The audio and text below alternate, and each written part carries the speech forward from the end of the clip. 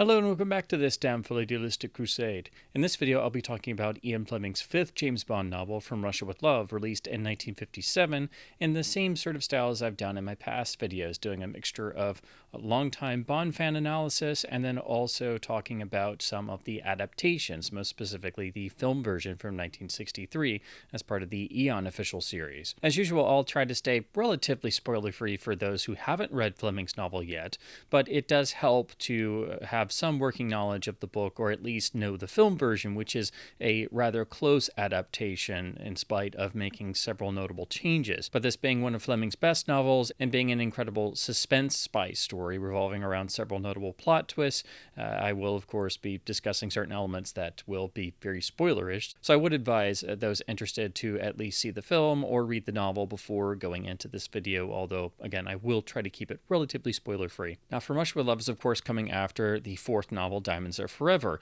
and does nicely have some nods to that in terms of fully resolving the Tiffany Case relationship, which of course was a deeper one than Bond had had in one of the books and in terms of the standalone adventures to this point, and is at least something that concluded between books, and its reference does nicely tie into the actual plot, so it's not done just for giving a nod to the reader if they're going along book to book in chronological order. But Diamonds as a book, as I talked about in my analysis, is, in terms of the Bond novels to this point, the most straightforward and the least exotic, shall we say, of the Bond novels. And that's rather surprising for Fleming, because all of his writing in terms of the Bond novels basically lives and breathes in terms of the exotic flavor and having the larger-than-life qualities inherent in the realistic settings. That's what makes a Bond novel special. It's what gives it its spark, along with Fleming's wit and his sort of narrative sweep. Diamonds is often seen as one of the weakest novels in the Bond series, simply due to it being arguably the most straightforward novel that Fleming would write in terms of the Bond books, which, again, there's nothing necessarily wrong with that. It just doesn't quite have the sparkle and the energy and the particular Fleming flavor in terms of the actual plot that we've come to expect, even if you've just read the novels up to this point. So I've always felt that Fleming did take at least a bit of a creative breather in between Diamonds Are Forever and From Russia with Love to recharge his batteries, and there has been discussion on and off over the decades that he was perhaps growing tired of the character in the series or looking to do something different. And there's been great discussion about the ending of From Russia with Love potentially being a means to actually end the series or be a cliffhanger to determine if there was audience interest, because the books had not become the world successes they would eventually become by this point. Especially in the United States, the actual sales were not all that terribly great, although it wasn't really helped with how they were being sold in America, sometimes being retitled or slightly edited and Americanized in certain cases. So they hadn't quite translated or broken into the American market fully yet. So when you get to From Russia with Love, of course, it is immediately right off the bat a different type of book, because the entire opening act doesn't involve James Bond at all. He doesn't appear until significantly into the book, because From Russia with Love, the novel, is all about setting up the plot. The Soviet plan to humiliate and embarrass at least some foreign secret service, and they settle upon the British Secret Service and are thus able to simultaneously exact some sort of revenge against James Bond, who has in the past books at least come up against Smersh and defeated them in certain ways, going all the way back to Casino Royale and thwarting Le Chiffre's efforts to save himself monetarily, and not only causing Smersh extra work, but also great embarrassment among the intelligence community. But the whole opening of From Russia with Love, the whole first act, is getting all the details of the players within the Soviet intelligence forces, but particularly the inner workings of Smersh itself, the Death Organization, which was essentially a contraction of Smert Spionum, which of course is translated into Death to Spies. Smersh is the primary antagonist of the original James Bond novels. This wasn't really done in the films because they did try to stay apolitical where possible, and by the time the films were being made, the landscape of the Cold War had altered, at least to some degree, compared to when Fleming was writing his novels in the 1950s. Now, a James Bond novel that doesn't get to James Bond until the entirety of the first act is over and spends all this time within the Russian secret organizations, giving the reader a glimpse into day-to-day departmental meetings, and then also being introduced to the various key players in this conspiracy plot to embarrass the British Secret Service and eliminate James Bond. Well, it certainly has the reader's interest from the start, but if anyone else was writing this could become very muddled and tiresome very quickly, especially since you come to a James Bond novel and you don't get to James Bond until actually a significant portion of the book has already been used up. It obviously will throw the reader at first who comes looking for another James Bond adventure, but if anyone else had been writing this book and had taken this approach, it probably would have at least gotten a bit mundane. It might have gotten bogged down in these areas. It might not have been all that interesting to the reader outside of the sort of potentially seeing behind closed doors of Smersh and seeing a murder plot be concocted. But this is Fleming writing this.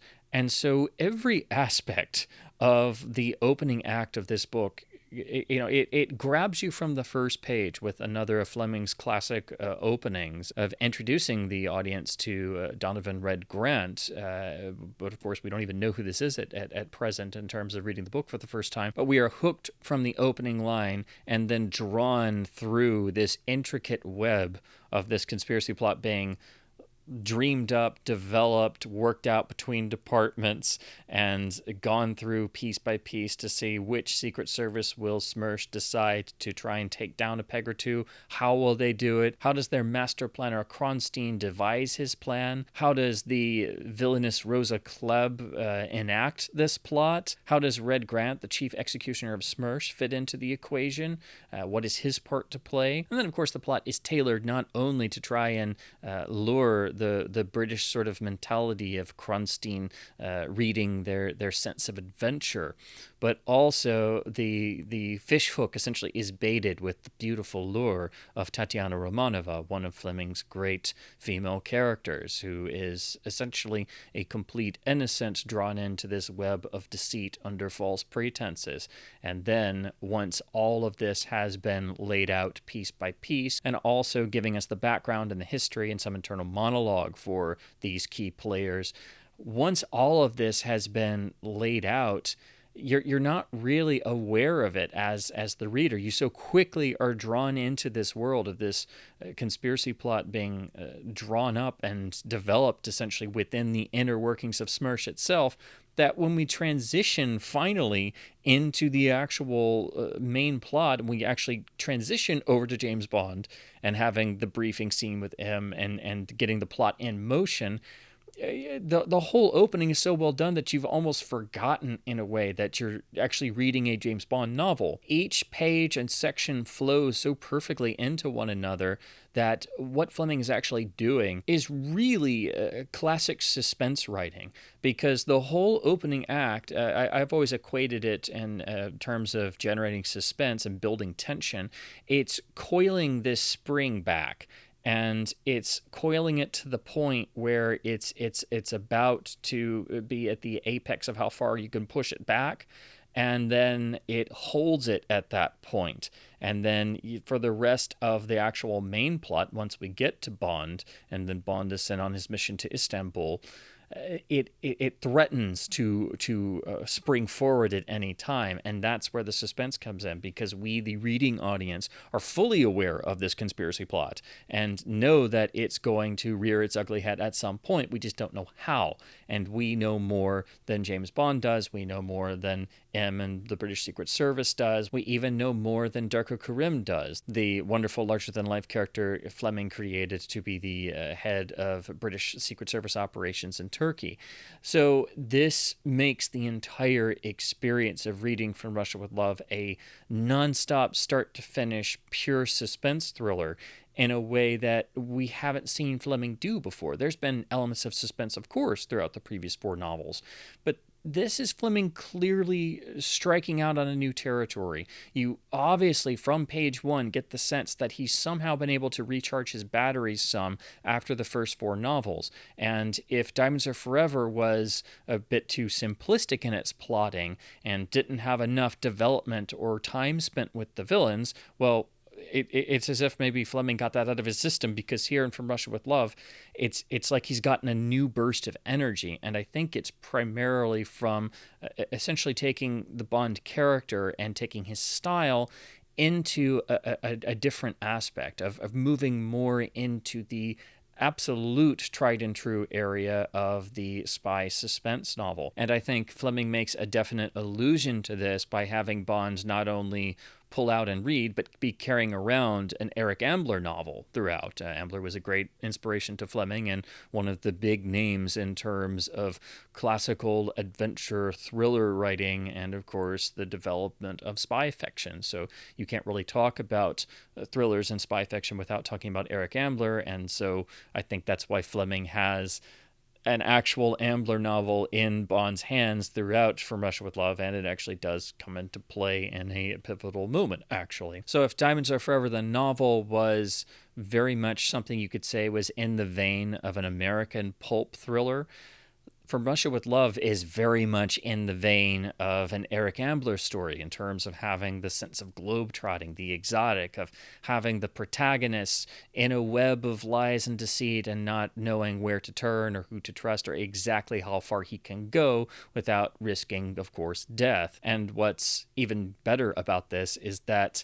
the book itself has the aspects of Kronstein's plot. So while Kronstein designs his scheme to lure the British Secret Service into going along with this supposed plot of Tatiana Romanova being so taken by a file photograph and information she has on James Bond from Smersh's files that she falls in love with him and offers to defect and bring along the Russian Spectre decoding machine, which is the greatest prize any foreign intelligence service could get their hands on in terms of learning secret Russian communications and having one over on Smersh. It's something they would give their eyes for. So it is a plot that is designed meticulously by the great chess player Kronstein to draw in not only the British sort of, as he reads it, the stiff upper lip mentality and still holding on to a classical spirit of adventure that drives them, and also, of course, appealing to Bond's penchant for the ladies, and also having quite a good reading on Bond's character in that, in spite of his actions and how he may seem on the surface, that at heart he is still a bit of a romantic.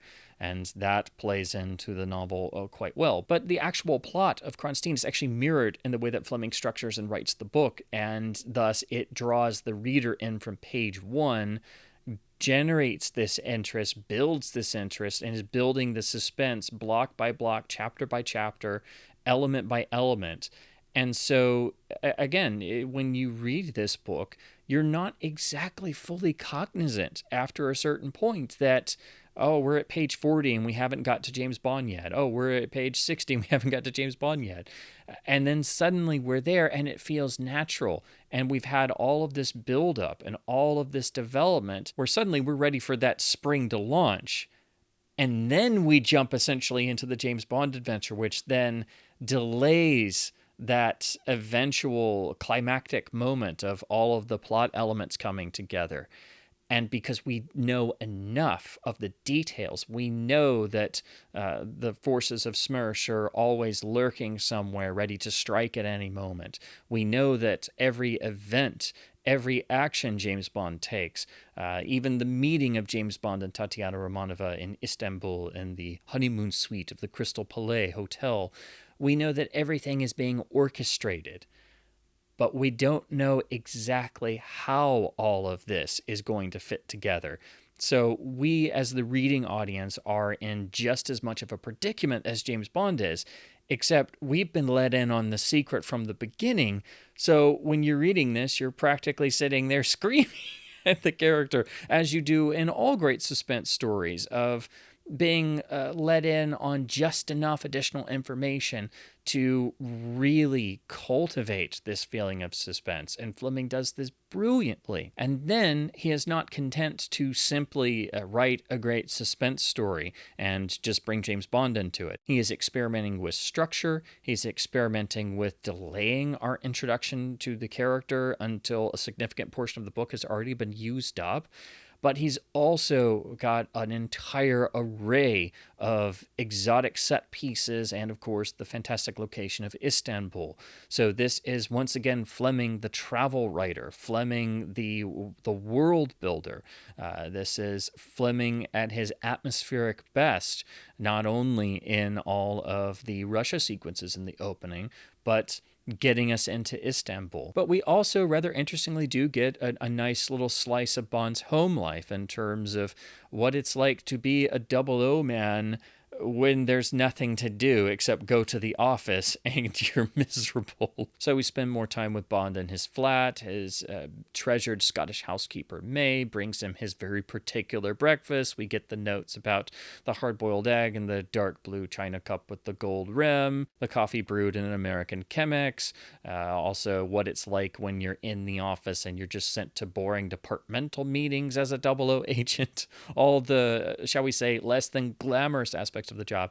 But all of this is here for a reason, because, as Fleming very much alludes to, Bond's saber is getting a bit rusty in the scabbard because he hasn't had an opportunity to have an adventurous assignment where all of his senses are on key alert. And naturally, in periods of inactivity, the malaise starts to set in, the boredom takes over, and one might not be as sharp or as attuned to things going on. And so this sets the suspense level even higher because James Bond is not operating at 100% going in. He's not quite rusty, but there's been a period of inactivity and he's having to get himself going again. And this being right after the whole opening act of building the conspiracy has ended, it just adds to the suspense level because we know this is going to come into play. We know that perhaps Bond as a character isn't necessarily going to be operating at 100% peak efficiency. And again, it's a genius move to not only put us into Bond's headspace at this time period, give us a little bit more of Bond's home life in London and what it's like for a 00 agent when not on an assignment, but it adds to the suspense because Bond is a bit off his game. We have, of course, the M briefing scene where Bond not only flirts with Miss Moneypenny a little bit, has a little bit of friendly chat with Bill Tanner as usual, but M has to not only bring up this case that has arisen and its rather peculiar implications in a rather interesting way, because of course it is not merely a typical assignment or adventure. It does very clearly have the connotations of sex involved, and this is where M has to make reference to the Tiffany Case relationship that we last saw in Diamonds Are Forever. So as I said, there is a nice allusion to the previous book. It's a nice bit of bridging material to explain what happened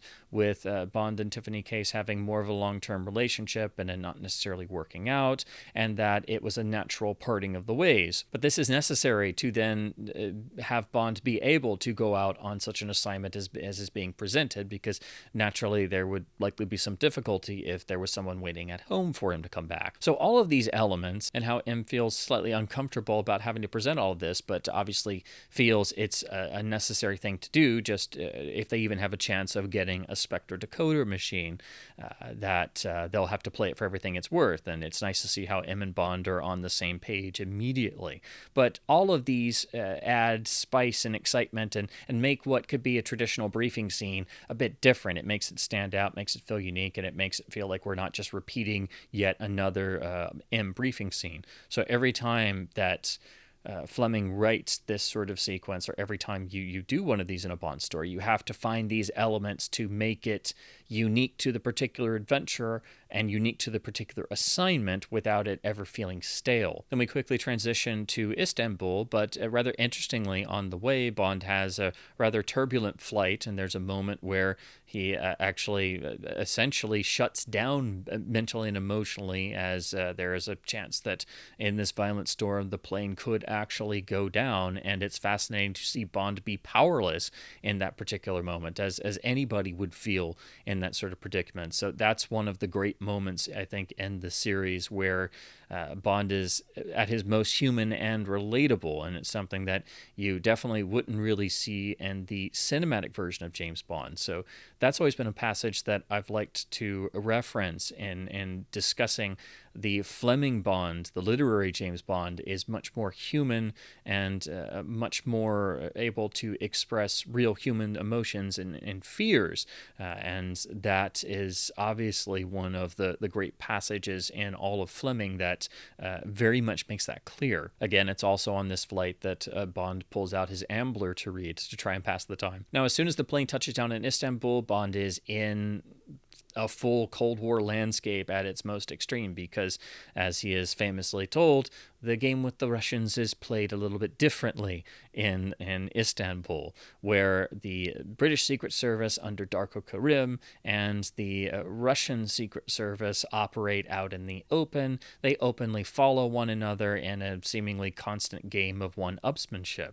Bond is quickly brought to Darko Kerim, who is, of course, the most larger-than-life character Fleming had written up to this point, perfectly reflected in the film, but in the novel version, he's obviously just a little bit more fantastical. There's almost the slight element of having a tinge of like a piratical sense to him, and Fleming makes reference of this. He has a ring through one ear and is a very large man and very bigger than life and full of gusto and vigor. But if you're used to the version of Kerim Bey from the film, the literary version is even more of a larger-than-life character, but in more obvious sorts of ways. And there are some really fascinating passages where Kerim is giving Bond essentially the city tour and talking about not just Istanbul, but cuisine and other aspects, and fascinatingly about how he got into the actual Secret Service, rather in a sort of roundabout way, his rather striking and out there upbringing and some of his personal life opinions and things. So we get just an entire, really an entire book's worth of characterization in these small little scenes. So the reader immediately likes Kerim as much as Bond does, although if the book did have any really dated elements, as Fleming works do sometimes, obviously, some of Kerim's backstory in terms of how he discusses his views on not just women, but also other cultures is obviously not the most politically correct, but that's really probably the only thing that I think you could point to as something that might be considered objectionable today, or the only bits of material that are rather dated, along with a few other aspects here and there that are clearly of their time in the 1950s. But since the story itself is so definitely locked to the 1950s Cold War period and in a particular geographic location, I think this is one of the novels that is so tied to its setting and historical place and time that it really doesn't feel dated, and any of the materials that are locking it specifically to 1957 feel so intrinsic that you do expect them. Nothing feels out of place. But again, if there's anything that might really sort of ruffle anybody's feathers reading the book today for the first time, it's probably the little bit in Kerim's backstory.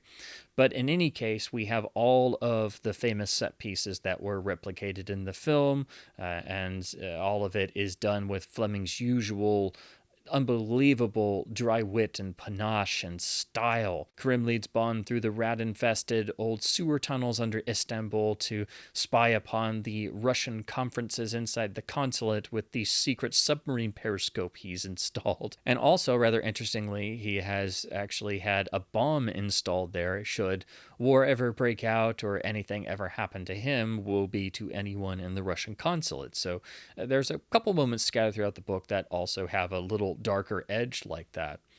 We, of course, also have the famous girl fight in the gypsy camp sequence, which leads into the stalking and assassination of Krylenko, as he famously makes the bid for escape out of his secret hatch in the mouth of Marilyn Monroe on the billboard for Niagara. Of course, in the film, that was changed to Anita Ekberg for the Eon production Call Me Buona, but of course, it's also 1963, so I don't think you could still have a billboard up for Niagara by that point. And then we finally have Bond and Tatiana meet in the honeymoon suite at the Crystal Palais as they exchange pleasantries. And of course, it's one of Fleming's great erotically charged moments that is full of sexual tension and also a suspense about the plot elements coming together.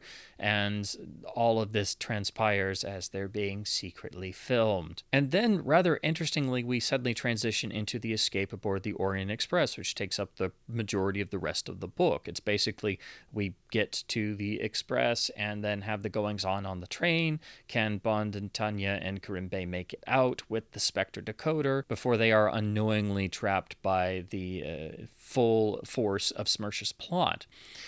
What's interesting about this, and what is also rather odd in a way, is that James Bond is very reactionary from this point onward. There is a degree of Bond and MI6 having to act in a reactionary way being drawn into this scheme, as they're led to believe that it's just Tatiana herself wanting to defect and having to do so secretively, and so they have to kind of go along at her word and her choices and things. But of course, knowing all the while that it's very likely this is some sort of Russian plot. They just don't know what the actual goals or aims are.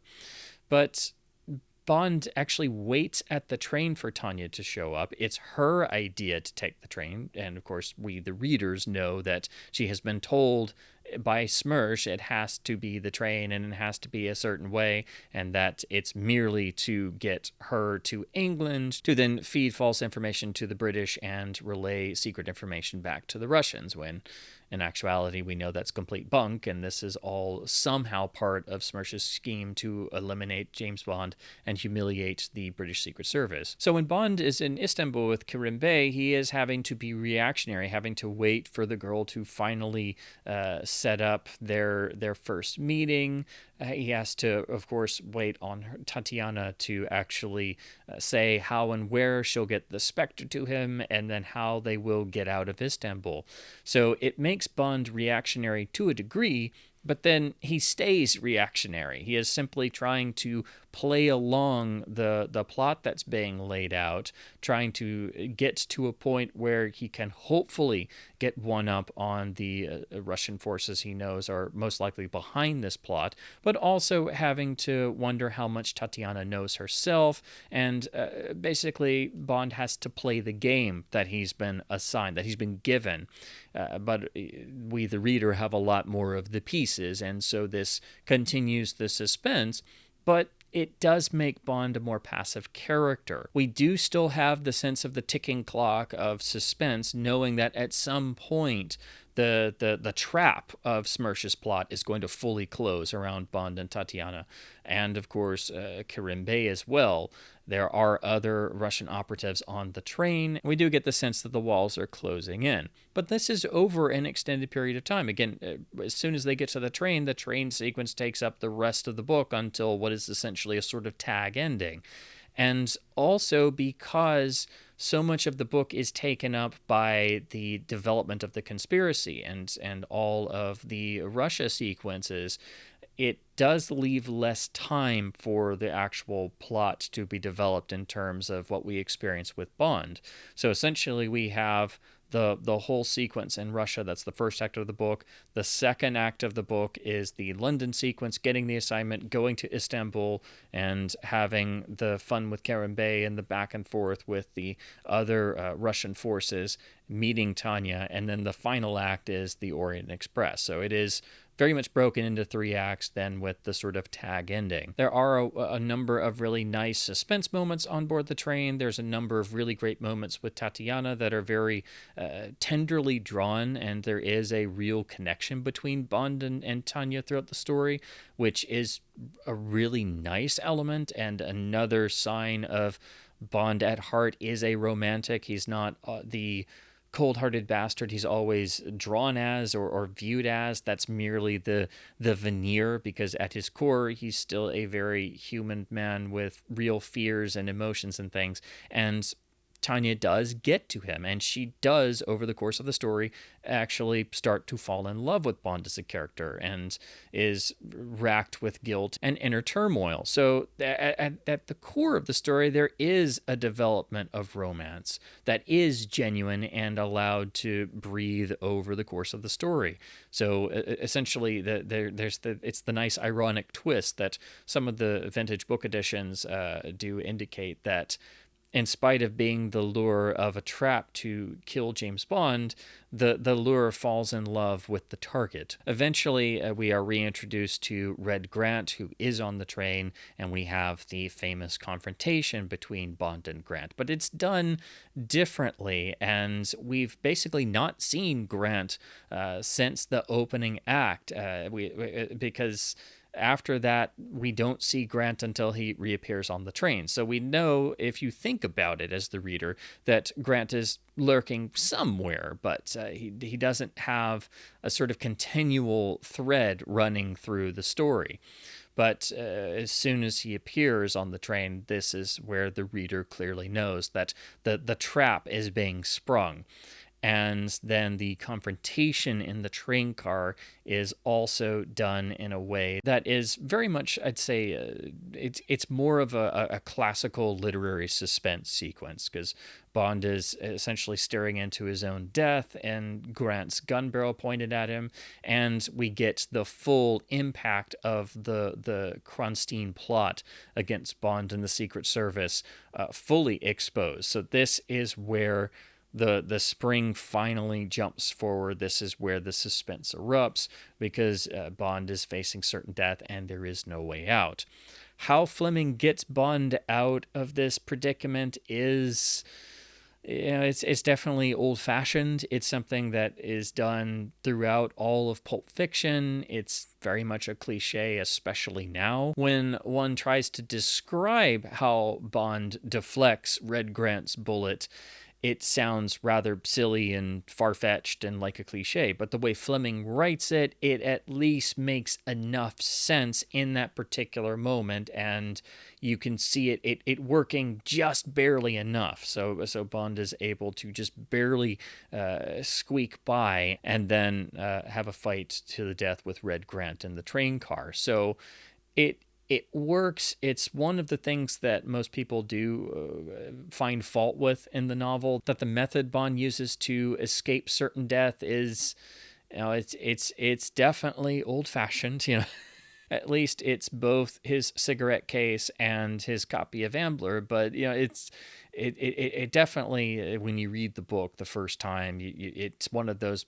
few moments in the Bond novels where you just kind of stop for a second and go, really? But again, Fleming does write it well enough that it works within the context of the scene. But it is one of the definite aspects that the film adaptation does do a whole lot with, because I think even by 1963, that would have been seen as way too old-fashioned and far-fetched. But again, within the context of the scene, it works. But then after that, it's a sort of climax to the actual suspense thriller, because we have the transition from the train sequence, and then we have this sort of tag ending, because Bond gets to meet Rosa Klebb face to face for the first time, and essentially something that might have been the first sort of tag ending inspiration for not just Fleming to have this occasionally, but also most notably something that we'd see become a real standard of the film series once they developed a formula on Goldfinger in particular. But this is where we see the sort of most debated aspect of the book, that perhaps this was Fleming getting tired of Bond, or that he was maybe not happy with the Bond novels not being as successful and was just tired of the whole thing, and decides to end the book on a cliffhanger that indicates James Bond may actually die, or have been killed off, or in such a predicament that it is left up to the reader's interpretation. And it is exactly the last line of the book. Now, of course, we have the benefit of hindsight and know that this was not the last book, and anyone who wasn't reading this in 1957 has that benefit of knowing there's other books. But you can read this if you're going in chronological order, especially, and the question is there. It's left up to the reader to determine if Bond does in fact die from the poison tip of Rosa Kleb's hidden shoe blade. But I think the way Fleming does it is more of a way of having a really dramatic flourish to end the book, to at least get one more charge of suspense in there. And Bond's final line as he's collapsing to the wine-red floor is actually about Tatiana Romanova. So it again goes back to the core theme that there is a romance that develops between the two. They do have feelings for one another, and it's another sign of Bond is actually human in the novels. The literary Bond is a mortal man, and his last thought as he's potentially dying, the only words he can get out, "I've already got the loveliest," in terms of referring to Tatiana Romanova, and a nice bit of referencing the past novels. He's saying this to Rene Mathis, his great friend, established in Casino Royale. So it's just another example of Fleming continuing his sense of continuity by having Mathis come back for the ending. But it's a brilliant way to end the novel, end it with a bang, and I think it's very helpful because the whole Orient Express sequence goes on for so long and removes so much of Bond's agency because he's essentially an unwitting pawn in a grand scheme that he doesn't have the full scope of. Basically, I think it's just really important to have a sting of an ending, literally a sting, no pun intended. You needed some sort of charge. You needed a bang to go out on.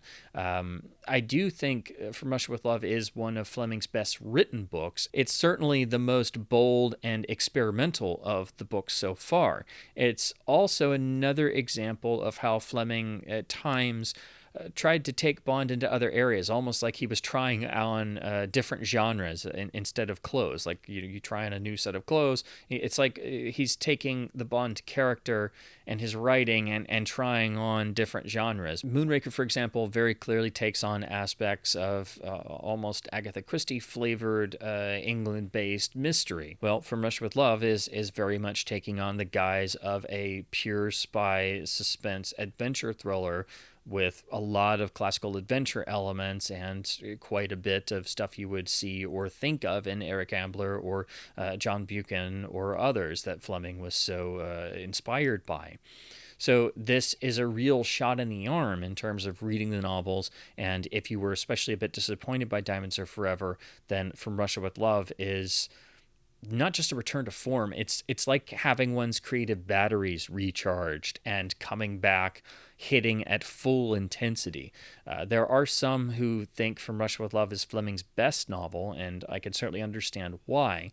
It is one of his most original and unique and iconic works, and does seem to at least take some inspiration or develop certain ideas present in all previous 4 Bond novels. So in some ways, it's like a summation of the novels up to this point, and it's also, I think, a point where if you were looking at Fleming's writing style and you see how the Bond novels kind of grow and then take different paths, there are certain points where it's almost like you can separate them into certain eras. So I think the first 5 books culminating in From Russia with Love is essentially the sort of first act or first era of Fleming's Bond novels, and then when you switch to Dr. No, it's basically sort of the starting of a second era, or realizing obviously that the Bond novels could continue. So again, it's often debated among fans if From Russia with Love was intended to kill off Bond and be the end of the series, or if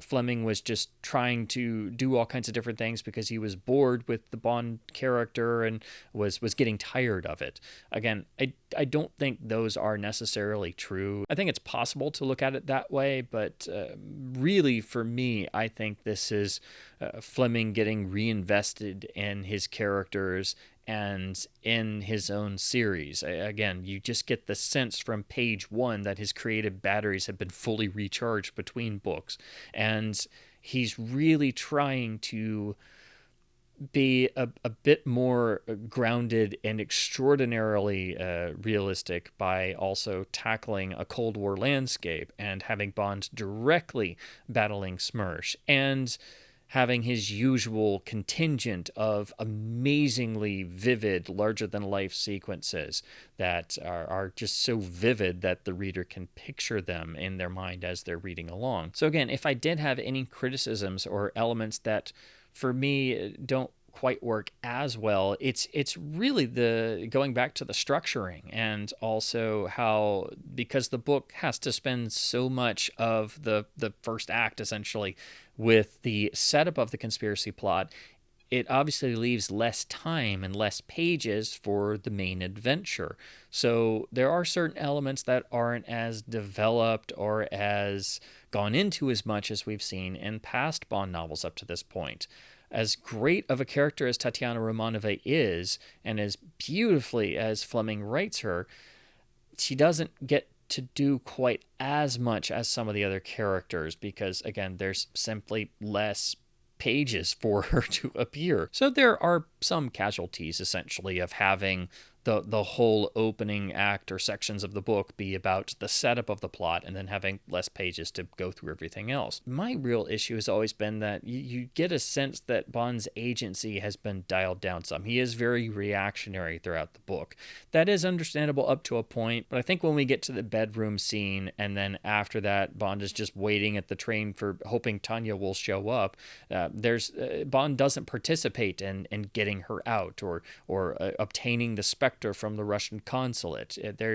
There's a loss of agency there that then continues for the rest of the book as we're on the Orient Express trying to hopefully get our characters back to London safely with the Spectre decoder.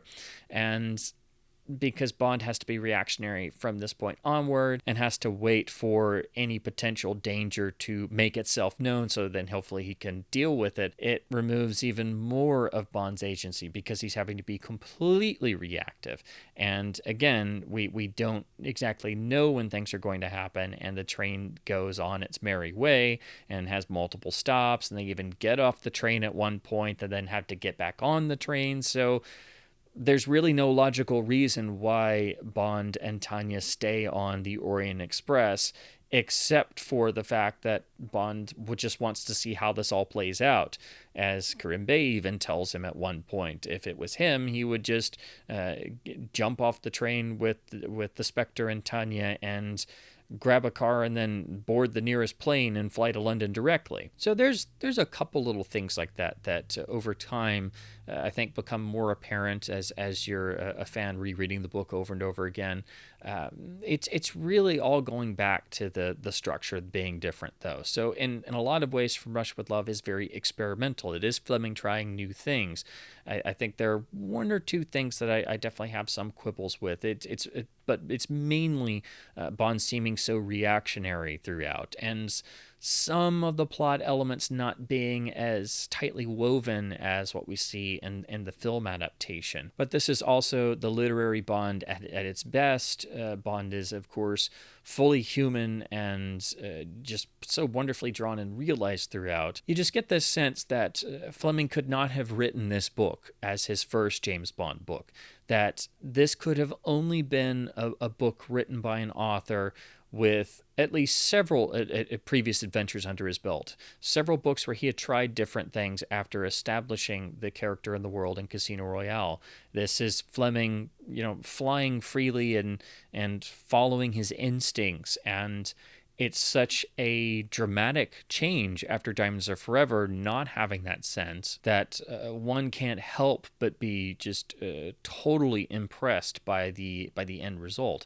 So it is one of Fleming's masterpieces. It is a great work of literature, and it's a truly satisfying read, even if you can dive into the plot here and there and find some quibbles or some things that you might have done a little bit differently.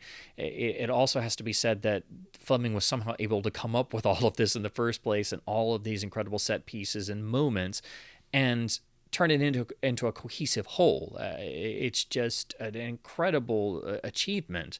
And making that whole opening act flow so well and never get boring and never throw the reader, and then suddenly jumping into the adventure, all the while building that incredible level of tension and suspense that lasts through the rest of the book. So it is a timeless work that has just the incredible setting of being a pure Cold War 1950s spy thriller, by having the elements, the tinge of the exotic and the larger-than-life scattered throughout, but also the central plot conceit being that indescribable Fleming blend of adventure, romance, eroticism, a tinge of sex, all of this in an incredible cocktail. It's an irresistible plot idea. Once you hear it, your interest is such that you have to know what happens. You're just as intrigued as James Bond is, as M and the rest of the British Secret Service is.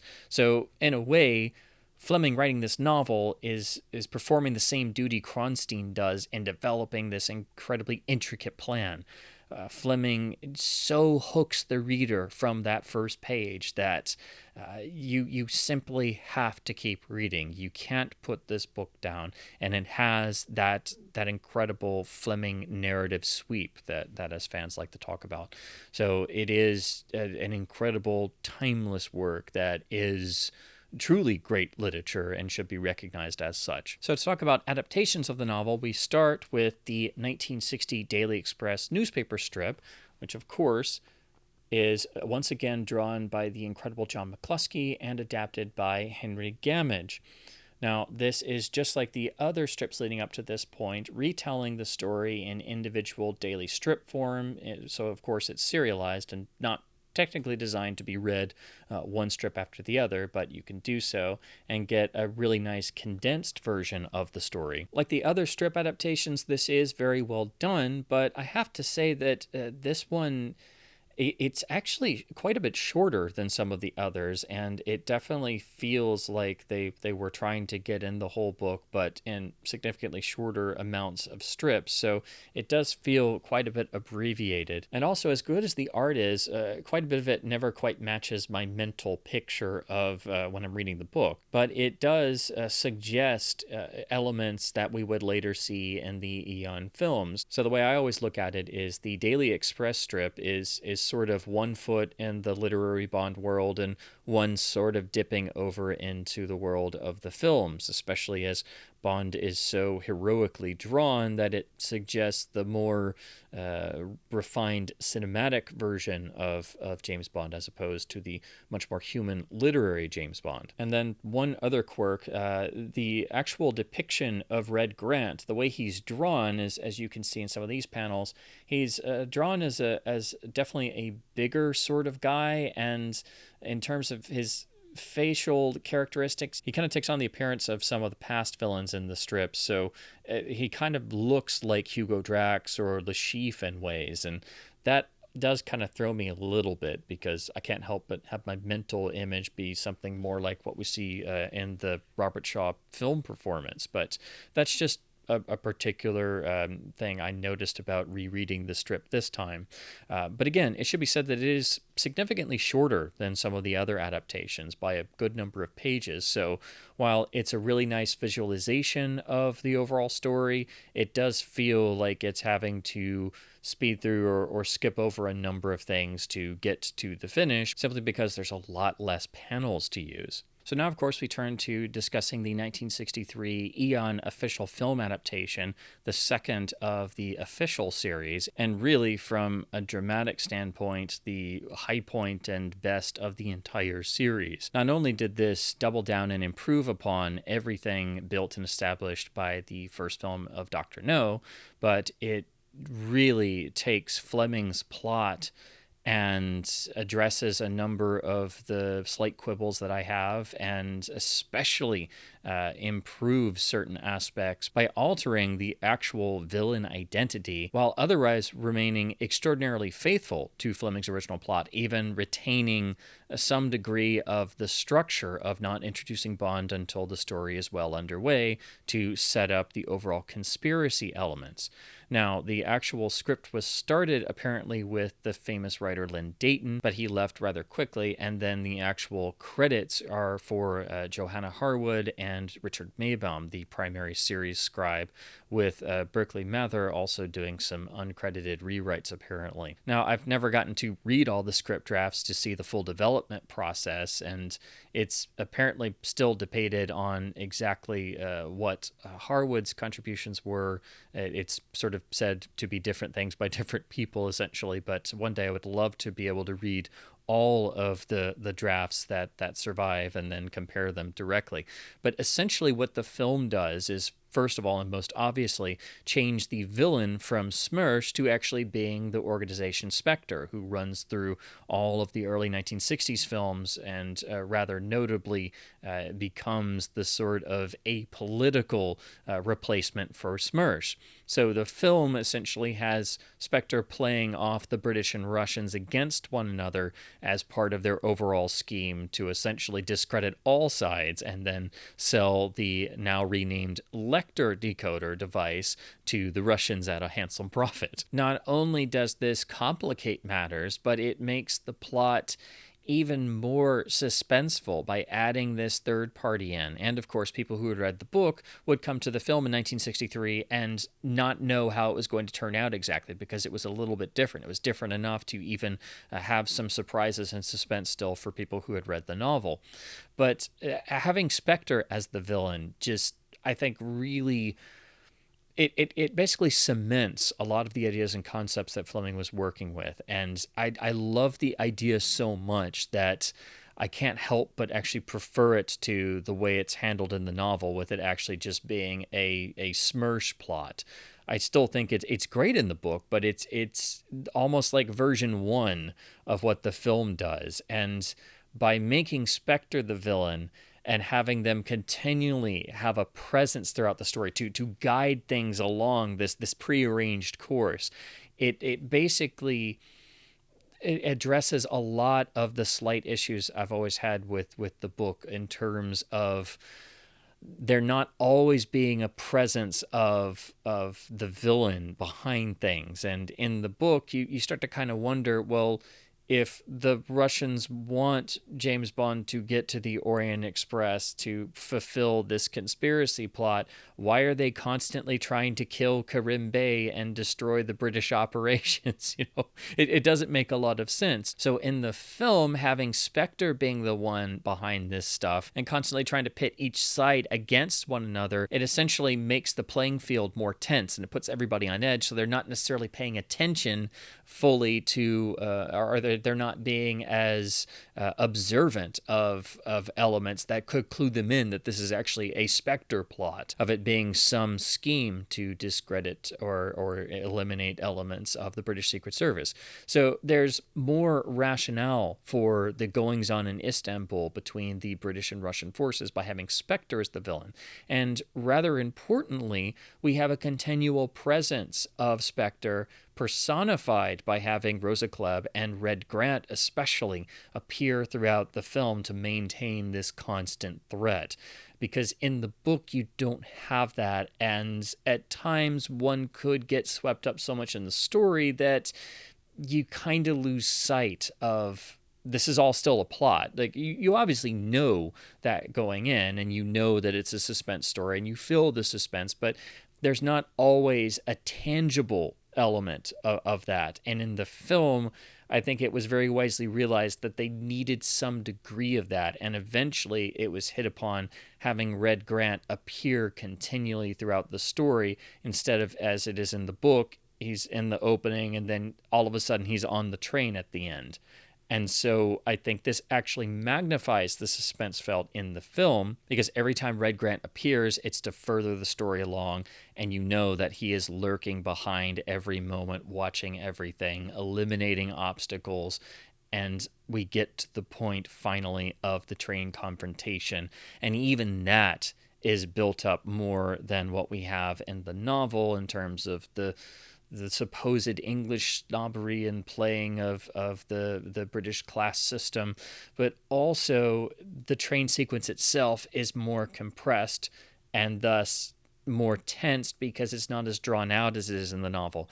And chiefly of all, I think, is that the film restores a lot of Bond's agency as a character. Bond is playing the scenario that he's given, as we see in the book, but the cinematic Bond always has a degree of agency when the Bond films are at their peak level. There's always a sense of Bond as a decisive character. This is inherited from the literary Bond, who, as I always like to point to, Fleming has the quote, "Bond likes to force the pace." But he doesn't do a lot of that throughout the novel From Russia with Love. In the film, Bond and Kerim Bey actually plot and carry out the scheme of stealing the Lecter decoder and getting Tatiana out of the Russian consulate. They choose the Orient Express. This is all a plot they've cooked up together, but notably because they know they can't fully 100% trust Tatiana as much as Bond already has developed feelings for her and thinks she's mostly telling the truth. They don't let her in onto everything, and thus this throws off even the Russians and how they react. So it furthers the tension, it furthers the suspense, and it always maintains Bond having more of a sense of agency. And this allows even greater development of the relationship between Bond and Kerim Bey, which makes the final fate of Kerim Bey even more impactful than what we have in the novel. This also makes my quibble about the Russians trying to destroy British operations and kill Kerim Bey in the novel. It explains all that away by having Spectre being the one behind all of this and trying to manufacture this tension, which they do quite successfully. And we still get to have all the wonderful set pieces, the Tunnel of Rats, the Periscope and the Russian consulate, the gypsy camp and the girl fight, which is beautifully realized. And of course, peppered in are additional little sequences that are classical suspense moments, such as the meeting in the St. Sophia Mosque, using Istanbul as a beautiful backdrop, just as we see in the novel. So the film replicates everything from the book and is very faithful to what Fleming was really striving for. And again, it should be stressed that they found a way to keep that opening act structure of developing the conspiracy and letting the audience in on more information than what our lead characters have to start coiling that spring of suspense back. But I think the film manages to focus and heighten that to an incredible degree, most of all by making Spectre the chief villain, by complicating and then building and then further realizing the whole conception of Fleming's plot. I think it one-ups everything. It raises the bar and it increases the suspense and tension. Again, it's like the fullest realization of what Fleming was doing. And I think if Fleming had hit upon this idea himself, he probably would have used it. Again, it's nothing against the actual novel, but it is kind of hard to go back to the book in a way with the film really doing certain little tweaks to the story to strengthen certain elements and to heighten the tension, and by really making it a third-party villain behind the scenes orchestrating things. It fits so beautifully that the novel, in comparison, in terms of it being just a Smersh plot, it just never seems quite as developed or as refined as what we get in the film version with Spectre being the villain. And again, I think restoring a lot of Bond's agency was a very wise decision. Plus, they had to do that anyway, because that's what they had established in Dr. No. So, For Much With Love, the film is very much following what Dr. No started, and they had to make a number of tweaks and changes to fit what Terrence Young and Sean Connery had built with the Bond persona in Dr. No. and they had to maintain that sense of Bond's agency as a character. And in doing so, I think they managed to address a number of the slight issues I've always had with the book. And of course, they also did away with the gunmetal cigarette case deflecting a bullet, and did so by further refining the slight gadgetry of the attaché case we see in the novel into something a little bit more elaborate, but also as a perfect suspense plot device, as we are shown the actions of the attaché case early on and then know it is going to come into play at some point, and of course does in the train confrontation, which is far more complex and developed than what we get in the novel. In fact, if anything in the novel, for me, doesn't quite match the intensity of the film version, it's actually the train confrontation when Grant finally reveals himself to Bond when Bond is at his mercy and is staring death in the face, and it is entirely at his own doing for being so completely stupid and making mistakes. So Bond is staring into the barrel of a gun that's not only his death, but his complete and utter humiliation. In the film, that moment it's the dramatic highlight of the entire James Bond film series. And it is so eloquently put together, structured, staged, performed, shot, edited. I mean, every aspect of the confrontation, from the dialogue scene into the fight sequence and then the aftermath. The whole film has built to that particular moment. That is where the coiled spring of suspense fully lets loose. And even that, it builds it in increments further and further and further. So while the scene in the novel is good, it's also rather simplistic and it's over rather quickly. So if there was any element in particular of the film that I think so dramatically improves upon what the novel had set as the foundation, I think the key example would be the entirety of the Red Grant James Bond confrontation on the train, which not only is, I think, the greatest fight in all of film history, but the first half of the scene where Grant has Bond at his mercy and deliciously enjoys being able to torment him with his words and let loose all of a lifetime's worth of pent-up hatred towards all of British society. It's just a masterclass in drama. And again, the whole film has built to that point and heightens the level of suspense even more than what we get in the book. So it's a perfect example of how the films could distill all the best elements of Fleming.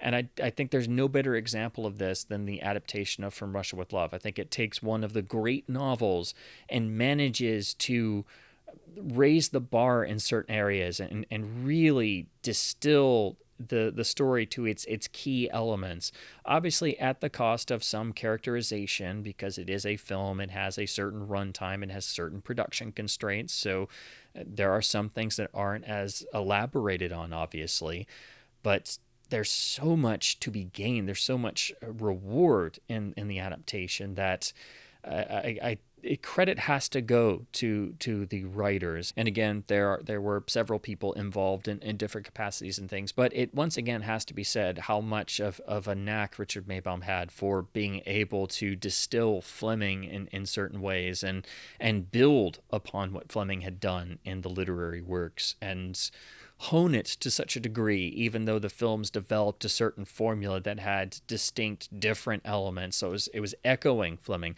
but Maybaum always did that and had such a sense of dramatic structure and narrative focus and narrative clarity that you could go anywhere from there, and always had that at least core of Fleming there. And Maybaum referred to From Russia with Love as the best of the Bond films, as did many others, and the one they were always chasing, and it still remains to this day. In terms of pure drama, in terms of fully realizing Ian Fleming's James Bond in film form, From Russia with Love is the purest and best adaptation of Fleming's work we've ever seen. And the film that comes closest to equaling that sort of direct distillation of Fleming is, of course, On Her Majesty's Secret Service, which strove to directly adapt Fleming's novel.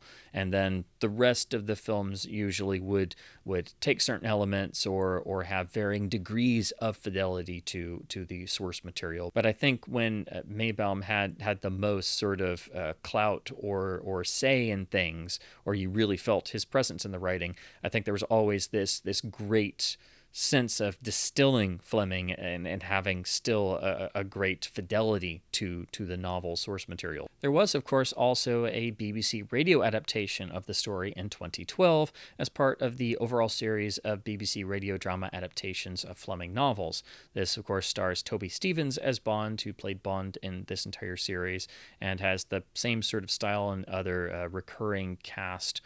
This is, I think, the best of the radio adaptations I've heard so far. It is having to condense the novel down into just a 90-minute time slot.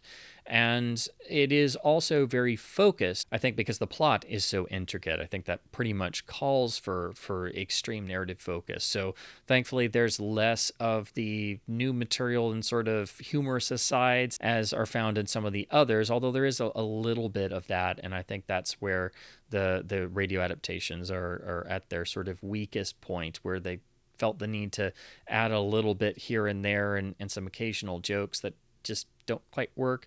But also they do have to take some elements and put it into actual character dialogue because it's a different medium. So there's always a little bit of transitional bits that don't quite work or don't have the same energy or the same tone as the novel, simply because it's a different medium. So when you listen to the radio adaptation, there's obviously moments where Bond as a character is having to speak out certain things or talk with someone because all you have is sound. So that's to be expected. But of the adaptations so far, I think this is the strongest one. We have most of the famous moments and set pieces from the book, although because they had to squish it down to 90 minutes, of course, there are some things that are skipped, but rather oddly, there's a big jump. They leave out a big chunk of the story by basically having Bond get to Istanbul, meet Kerim, spy on the Russian consulate meeting, and then skip the entirety of the gypsy camp, the girl fight, the attack, the killing of Krylenko through the secret hatch. We basically just go from Bond meeting Kerim to suddenly the bedroom scene meeting Tatiana for the first time. So that was a bit of a surprise. I knew they would have to leave out something, but I didn't expect a whole chunk of famous set pieces to just suddenly be gone. There is still the extended opening with the development of the Russian plot and introducing the characters of Kronstein and Rosa Klebb and Grant a little bit, but also because it's a shorter runtime, they do start mixing in with the Bond and M briefing scene, and there's a little bit of cutting back and forth. So it's an interesting thing to look at from a story adaptation standpoint to see how you translate a very intricately plotted spy thriller to the world of 90-minute radio adaptations. I just wish they hadn't skipped over so many famous set pieces, although they would be at least somewhat harder to do in terms of having audio only. Then there are one or two instances where they do flash back to particular quotes to hone in on plot details, or of course in the ending, which obviously is an established sort of storytelling device. It's just not something I'm very fond of, and it does kind of hit you over the head a little bit. It's okay. It's very brief, but it was just something I noticed that hadn't really been in some of the past ones I've listened to. But I would say of the 5 I've listened to so far, this is definitely the strongest because it stays the closest to the original source material. I think the cast is really good, except that the direction of how Red Grant is here. He does have a bit of a flatter, non-emotional voice, but that is also something you could say that the character, in terms of how Fleming wrote him, has, and also in the film version, there's a bit of that. I just wish that there had been a little bit more of the sort of playing the English gentleman, or I should say the Russian or Spectre version of an English gentleman, and spitting his lines back at Bond when he's revealed with a certain real hatred in them, as we see in the film. It's still a good performance. It's just I didn't quite like the characterization of Red Grant as much, which there's usually some degree of that in some of these radio adaptations, where some of the villains and henchmen don't quite always have as big of a larger-than-life quality as they did in the original novel. But it's still certainly a far better adaptation than how the radio drama of Diamonds Are Forever treated the character of Spang, where they basically completely did a different character than Fleming's Serafimo Spang. So I think this is the best of the radio adaptations so far, because it stays the closest to the source material and has a good sense of focus. So I would recommend it to fans who love the From Russia with Love story in any form and haven't tried the radio version yet. Now let's talk about some of the various artworks and book cover designs from various editions from over the years. We, of course, start with the iconic Richard Chopping artwork for the UK Jonathan Cape First Edition, which was also used on the American First Edition. So this is the first time a Bond novel had the same artwork and design in both countries on the first edition. This cover really needs no introduction. It is, of course, the first of the iconic Chopping paintings of beautifully realized elements on a sort of wood grain background, with the sort of stencil printing for the title, and then of course Fleming's credits somewhere. Here we have the beautifully realized portrait of a revolver and a rose coming through the open trigger guard. It is at once unbelievably striking and beautifully evocative of the actual story, even though it's just singular elements done in this way.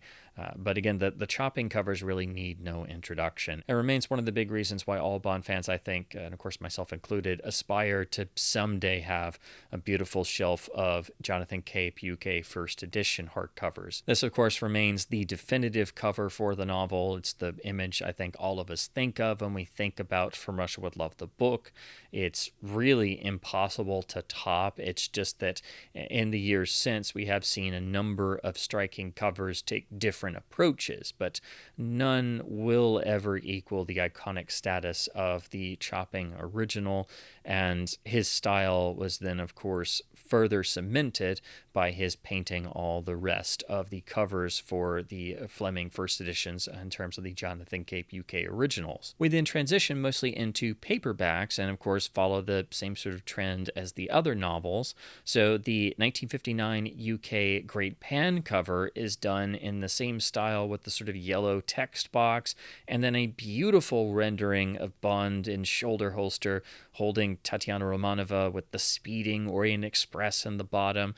This adds a flavor of classical pulp adventure, but it's a beautiful rendering of our characters and gives a sense of mystery and the exotic, even if it's not quite as bold and attention-grabbing as some of the other covers. I still think this is one of the great covers of the book. The Signet paperback here in the US is from 1960 and is in the sort of transitional style as we see on all the early Signets. So here we have a very pulp-oriented cover with obviously a figure, I guess, supposed to be the looming Red Grant with a red, black, and white sort of color tinting.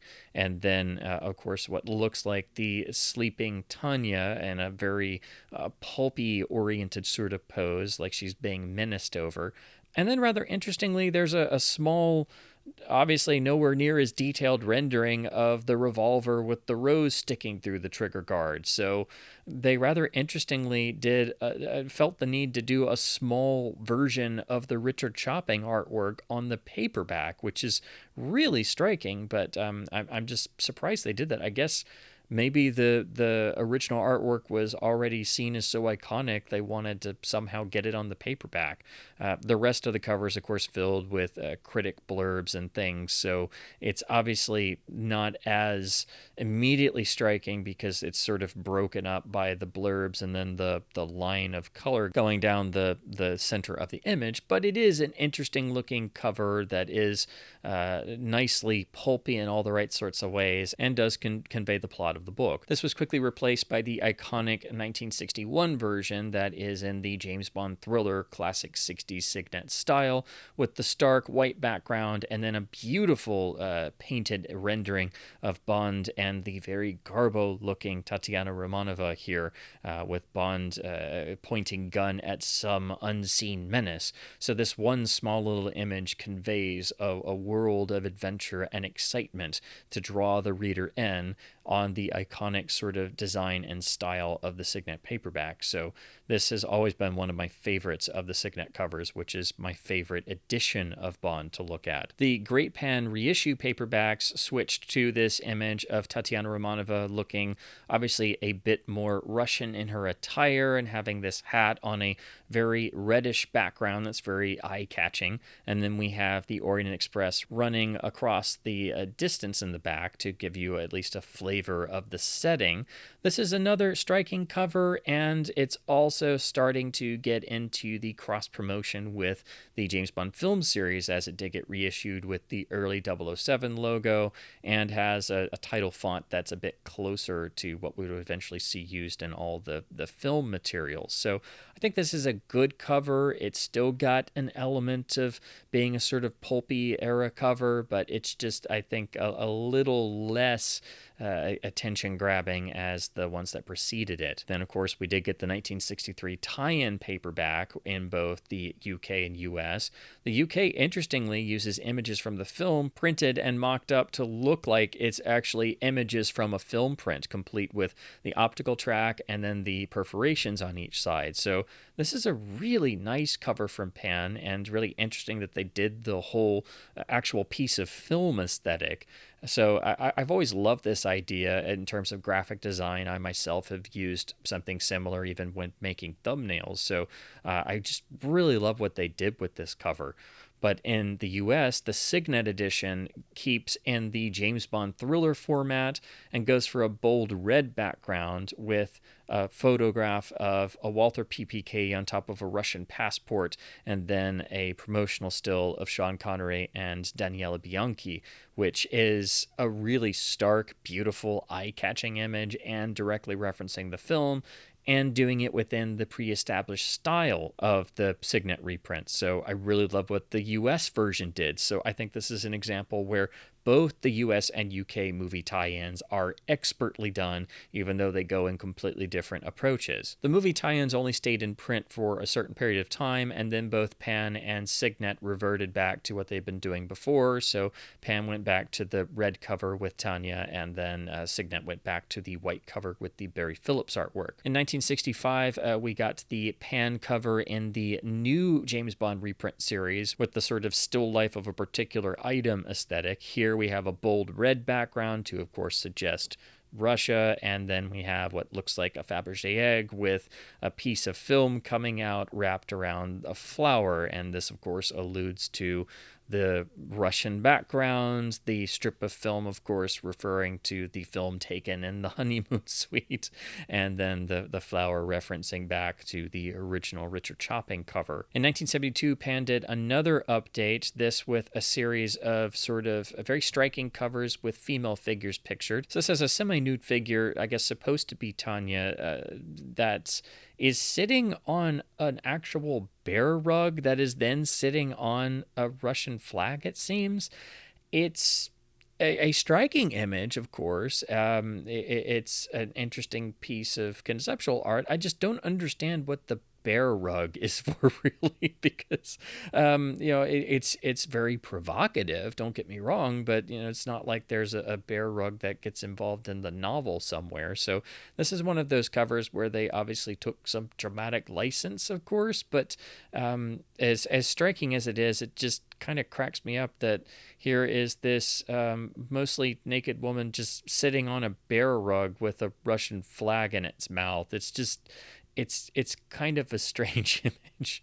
The 1972 Bantam reissue here in the US is part of the short-lived series using incredible James Bama artwork, famous for his Doc Savage paperback covers. So this has a beautiful rendering of Bond in the classic gun pose, a beautiful female figure, supposedly Tatiana Romanova, and then a figure firing from the background, which I guess is supposed to be Red Grant, but unfortunately, this cover, the images are just a little bit more sort of stock or generic in terms of action poses, but the beautiful background color, the incredible detail of these are just fantastic.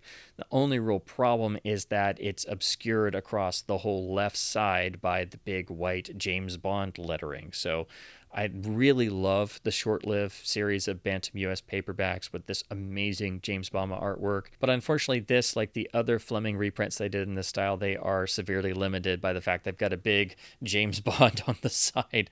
But otherwise, this is a fantastic piece to have in your collection just because the artwork is so stunning. Then in 1974, we got an entry in the UK Pan paperback series, again with the sort of still life aesthetic of having various objects depict some aspect of the story. Here it's a picture, I guess possibly of Tatiana herself with a dessert stuck through it, a cup of coffee, what looks like some money lying around. It's, I guess, trying to depict a meal on the Orient Express train that was somehow cut off prematurely, I guess, potentially by Red Grant or something.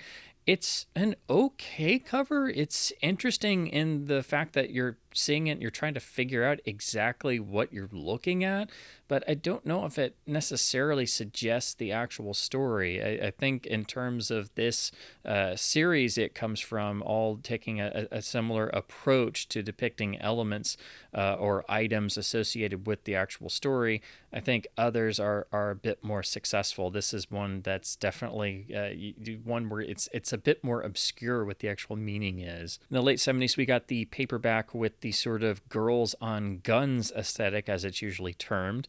Here it has a beautiful woman draped across an oversized golden automatic, and she's dressed in a bunch of furs with a fur hat, I guess to suggest it being Tatiana Romanova. In 1980 in the US, we finally got a new paperback, this by Jove, in the matching design of the other reprints they did, which have, I think, very much a sort of comic book look to them in terms of having a bold color background, a particular, frankly, very sort of early 80s looking font, but the actual depictions of the characters are very good and nicely detailed. And also, it's nice to see a version of Bond in this series that isn't exactly sort of tailored to look more like Roger Moore. So it at least has some of the flavor of the literary Bond. I like the depiction of Tania wrapped in a bed sheet, and it looks like Red Grant shirtless and bare-chested, looming after Bond, with a garrote, which is more of the film version of Grant, but at least there's a menace, and Bond has a case in hand and pistol in the other, and trench coat too, which is an interesting sort of look, and we have what looks like the mosques of Istanbul in the background. So I think of the Jove covers in this series, I think this is possibly the best one, or the one that most suggests the literary Bond, even though it otherwise is a little bit on the simple side. This would quickly be phased out for the Berkeley Books paperback, done in the style established by the John Gardner continuation Bond novels with license renewed in 1981. So this has the same Ian Fleming's Master Spy James Bond credit on the top, with a bold color background, bold color choices for all of the font, and then some sort of silhouette pose holding a silenced pistol in the corner or the bottom of the book underneath the title. So these are a particular design that are, of course, very uniform. Some people think they are very generic, but it's a style that it very much grows on you, and I definitely remember a number of these growing up. So I do have a certain fondness for these covers, even though they very much more suggest the John Gardner novels they were developed for. Unfortunately, these are not super common these days, and it is very tough to piece together a whole set of the US Berkeley paperbacks of the Fleming reprints, and they didn't do all of the novels either, so you have to build a collection of these, and it's an incomplete run. But getting a full set of these is difficult these days, especially because they usually turn up in pretty beat condition. But I do like the one here for Russia because it does, of course, have a reddish background, and it works even if you're not necessarily a fan of this more standardized design. The only sort of reprint we got here in the US throughout the late 80s and early 90s was actually part of the James Bond Classic Library edition from MJF Books. Now, this saw reprints of some of Fleming's novels in nice hardcover editions with a unique sort of artwork style that really is more of like a cartoonish animated version of particular moments from the books, and they are actually quite a nice little set to complete. They all feature nice color usage and nice, very eye-catching, colorful backgrounds. Here on From Russia with Love, it's a scene of Bond and Tania on the Orient Express. We see the train compartment.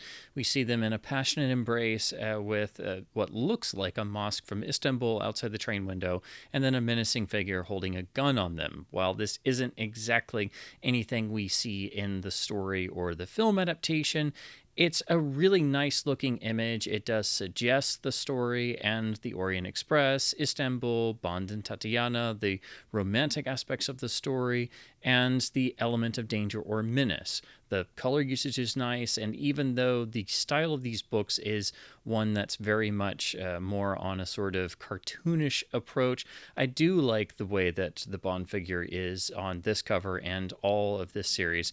And over time, this series really grows on you.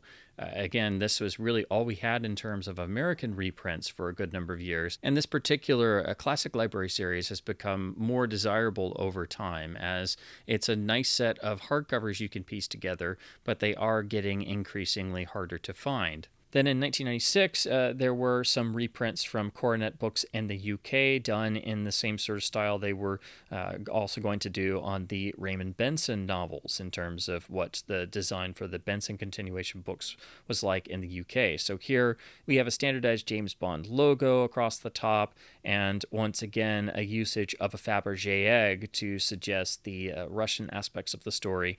But here it looks like the egg is literally exploding. So it's definitely a bit more attention grabbing than the last time an egg was used on a cover for this book.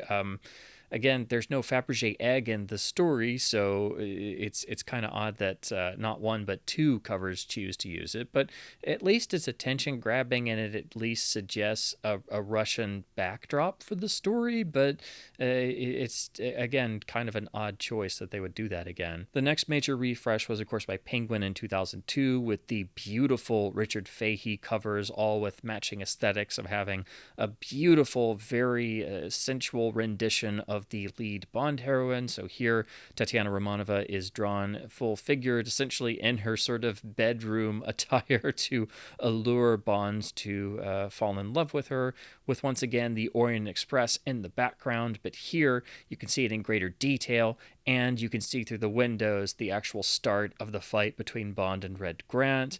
There's the typewriter keys of the Spectre decoder machine falling across the cover with the Russian letters, which is a beautiful touch.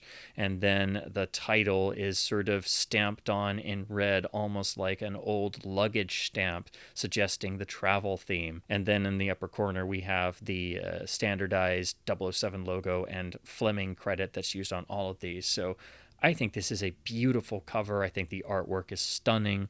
I think the overall design of these Penguin books is just brilliant, and I think easily the best of all modern reprints. I think the only problem is that they didn't keep these in print. That's the one problem. I think this should be the versions that are still being sold in both the US and UK, because I think they knocked it out of the park. And of these, I think this is one of the best of the whole series in terms of this era of reprints and this particular Penguin series. There also was the Penguin 2002 series of reprints that went for the extraordinarily generic and singular image style. Now, these are extraordinarily obscure as to try and figure out what they were going for. Here, it looks like a close-up of some sort of fur coat, but an extreme close-up, so it takes a moment to realize what you're looking at. At least, if that's what this is supposed to be, it sort of suggests Tanya's fur coat that she can't live without, that she mentions at one point. But other than that, it's once again a really strange choice and an extreme close-up, but at least one could make the inference of this having something to do with the book, as some of the others in this rather generic print series, some of the other books, as I've discussed, the image choice is just rather bizarre, or you can't even tell exactly what it is. Penguin would also do some other variants in terms of their imprints, and like some of their reprints of the Bond novels, they just used promotional stills from the films. So there's at least 2 different versions that use stills of Sean Connery, which, well, you obviously can do that. I never like it when some of the publishers do this, as the literary Bond is very distinct from the cinematic Bond. So unless it's a movie tie-in, I don't like it when they just use images from the films or promo images. It also kind of feels like just being lazy and grabbing a vintage promotional image from the film. In 2009, we got the Michael Gilette covers of nudes posed with the title sort of tattooed almost on their bare back. And some of these, it seems like they were more inspired by the films, or have characters that aren't quite what we see in the novel. But here, I think it's a beautiful rendition of a version of Tatiana Romanova. It's very provocative and eye-catching, of course, and her actual skin tone is a bit reddish, as all of these feature a female figure who is a particular color, like yellow or purple or something.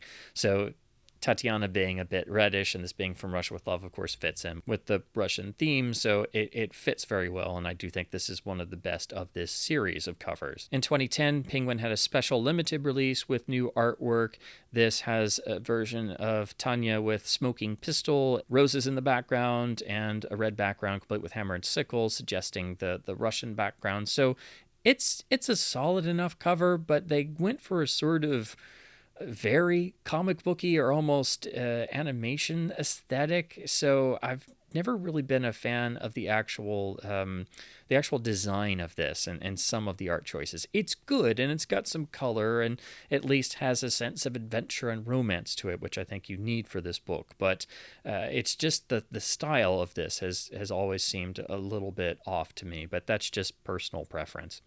It's certainly a lot better than the 2012 vintage cover, which is from, again, this sort of extraordinarily strange, super generic design of mixing real-life photographs and just slapping a 007 logo on it. So here we have a figure, I guess, supposed to be Bond. It looks like photoshopped into an out-of-focus black and white photograph of a mosque. It's sort of suggesting the setting of the book, I guess, but it's extraordinarily generic, and like all the ones in this series, I think it was just not really well executed. In 2012, we saw an edition in the Vintage Classics line with the bold color background, of course, red, and then a large stylized version of the title here with the Russian red star and a large bullet forming the inside of the U. So it's attention grabbing, but also a little bit on the plain side, even for this series. But I like it. It's okay. It's solid enough, and at least it shows some usage of color. Then we got the Thomas and Mercer reprint as part of their, what I term the sort of black, white, and red paperback series, which, as usual, has a sort of aesthetic that they try and establish and then tuck a 007 logo in there. I'm not the biggest fan of some of their design choices, and for some of the books, what they went with is very much just almost like sort of random shapes, it seems. Here, I guess it's maybe supposed to be the stems of a flower or something. I'm not exactly sure what they were going for. And then we have the title sort of mixed in the bottom. So it's sort of attention grabbing, I guess, but I'm still not exactly sure what this is supposed to indicate in terms of a cover image. And I have to say, I find that to be the case with a number of the Thomas and Mercer covers. So I think this is just one where I don't quite know what they were going for and how this exactly suggests From Russia with Love the story. And then we have the modern reprints, starting with the Ian Fleming Publications, released from 2023, with the uniform 007 cover aesthetic, using an oversized 007, here having a rose poking in. So once again, referencing the elements started by the original Richard Chopping cover, and then what looks like the silhouetted blind lines with lights coming in, maybe from the window of the Orient Express. I don't know, but the actual background looks really generic. So it's like a lot of these covers, I think it is pretty generic, but at least it has the same matching design aesthetic as all the rest in this series, and I think that's important when you're reprinting the Bond novels. But otherwise, it is a bit plain. It also should be stressed that this was the first appearance of the censored and altered text for all of the books. Some were more tweaked than others, but they were given a pass by sensitivity readers and had certain aspects and bits of language changed. And we as Bond fans or the reading public were not informed of exactly what was changed or what was changed in each book. And some books apparently weren't changed at all, but all of them carry the same blanket disclaimer. And unfortunately for me, and I think a lot of fans, it means that all of the modern reprints are frankly worthless in a lot of ways, because I don't agree with the practice of literary revisionism. As well intentioned as it may be, I think it was a mistake for the estate to do this, and this unfortunately seems like it's being carried on all reprints going forward. So that means the 2023 US reprint from HarperCollins is also the tweaked new edited text, but it's also in the unbelievably generic and frankly horrible zero effort new cover design that's been applied to all of the books. And this has the same generic text, the same generic layout, the same generic 007 logo with a random image shoved in the zeros. This is of a train, ostensibly, I guess, supposed to be the Orient Express, although it looks more, frankly, it looks almost sort of wintry since it has a very blue cast to it. But all these images are pretty much stock images that they grabbed from stock image services and just put on these covers. So these are the most zero effort pieces of literary Bond artwork, and for me remain the single worst series of James Bond reprints and the worst James Bond covers we've ever seen. And they're also the edited and censored text, so they are, in my opinion, completely worthless and should be avoided. And they look even worse in person when you see them in a bookstore on the shelf and you pick them up. If you think they look bad in terms of just seeing them online, they look far worse in the real world. But fear not, if you want a brand new, beautiful edition with the original text of the novel unaltered and with beautiful artwork, there is the wonderful but sadly rather pricey Folio Society edition that comes complete with beautiful Faye Dalton artwork once again. This is in a nice slipcase box and has the beautiful artwork interspersed throughout the rest of the book. So this is in the same design aesthetic as the other Folio Society editions. They remain the only versions in print currently available of the original unaltered text of Fleming's work, and they are the most premium, but of course they have a premium price tag. This, for example, runs about $80 US, so it's very much out of the price range of most Bond fans, but if you have the deeper pockets or you really want a premium edition of From Russia with Love, or especially if you want a brand new edition that hasn't been altered at all, then the Folio Society edition is your only and best option.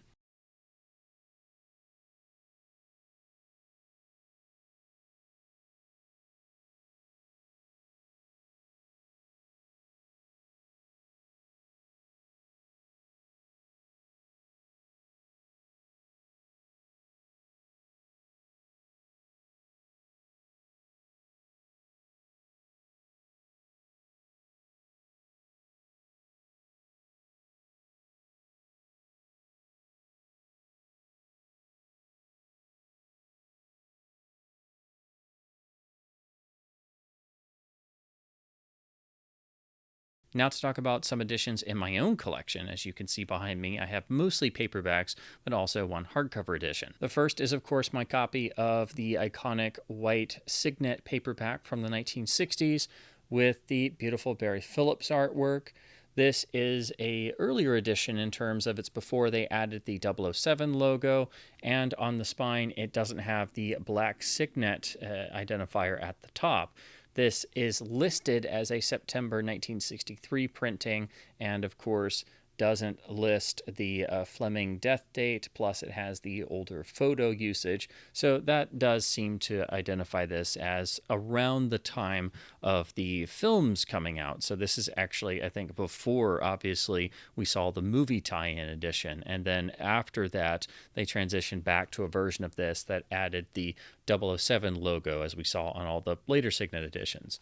This, of course, has the iconic red-edged pages of the Signet edition and the beautiful Signet layout, which for me is basically the way I think of Fleming in the printed word. I think of the layout design of the Signet editions. This, of course, retains the original author's note about Smersh and the original structure of each act being divided into parts.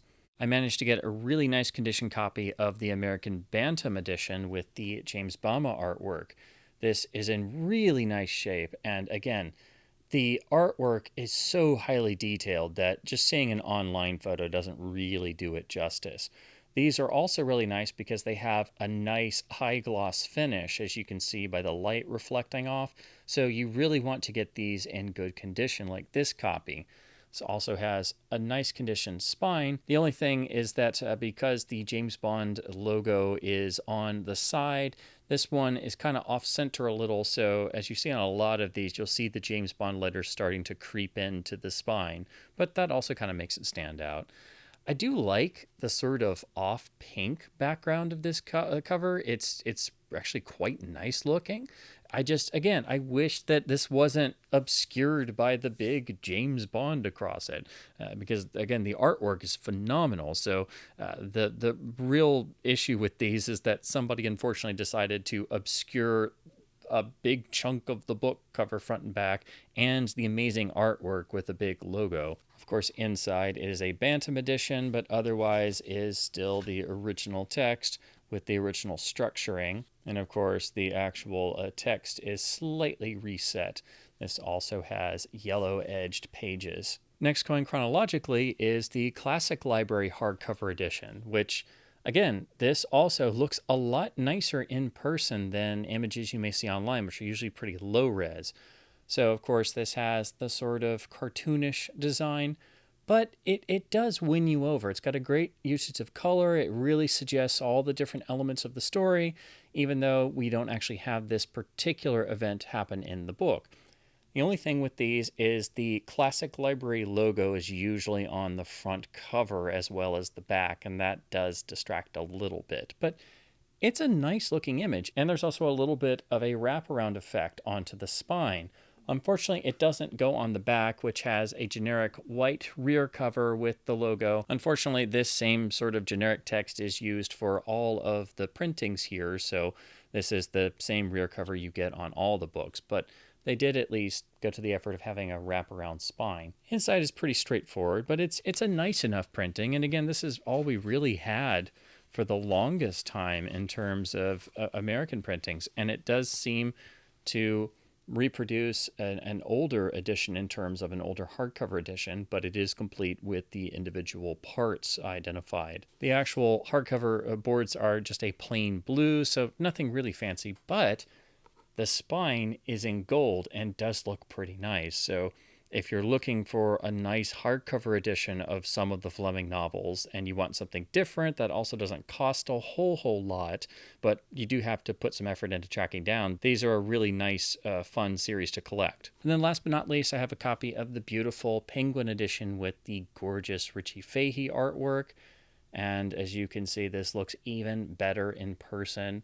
The attention to detail is really fantastic, but this also does have a wraparound effect with the same uniform design, so all of the spines in this series go together beautifully on a bookshelf.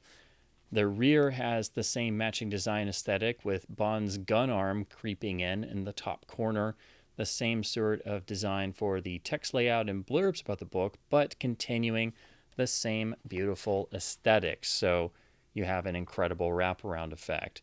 Again, the only issue with these is that they are not the ones that are still in print. I think they should have never been changed. They were literally about as good as you could do, I think. On the opening, there's always one of the iconic shots of Fleming. The title page is a little bit modernized, but I think that's really the only element that has a little bit of a modern touch to it. And then the font layout is a little bit modernized as well. Now, as you can see, the one thing with collecting these Penguin editions is that in spite of them being from 2002 and 2003 for the most part, they do start to get a little bit of page tanning. So you will start to see a little bit of browning on the edges, but that seems to be unfortunately common to these. That's really the only thing that is a potential downside, but that's something you kind of have to expect from all modern paperbacks. It's kind of funny how the more vintage paperbacks seem to age much less quickly than the modern ones. But other than that, I think these are the best set of uniform editions you can get. And then they always nicely conclude with a 007 logo printed on the actual back cover. So it's a beautiful edition. And again, if you were to get any modern version of the books in terms of a more modern printing, I think this 2002-2003 Penguin series is really the one to go for. But these are becoming more and more collectible, so they do get harder to come by as time goes on. They're still relatively affordable, but to get a complete set, you will have to sink a chunk of change into it. So to summarize, I think From Russia with Love is obviously one of Fleming's best James Bond novels. It is often hailed as one of, if not arguably the best of the Bond novels.